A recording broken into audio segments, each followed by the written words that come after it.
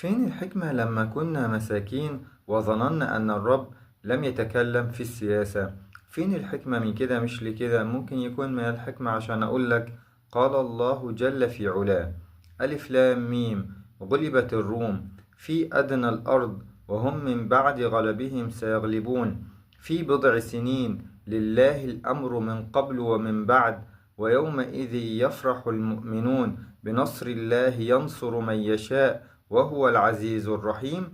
وعد الله لا يخلف الله وعده ولكن أكثر الناس لا يعلمون ظاهرا من الحياة الدنيا وهم عن الآخرة هم غافلون.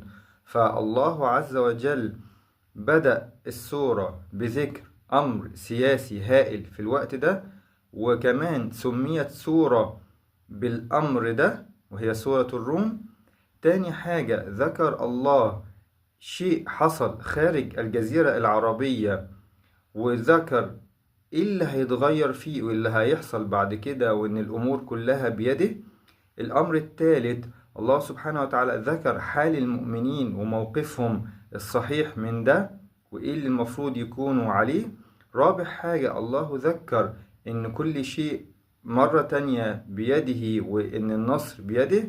خامس حاجة الله ذكر بالفايدة من كل ده ونهاية كل ده في الدنيا.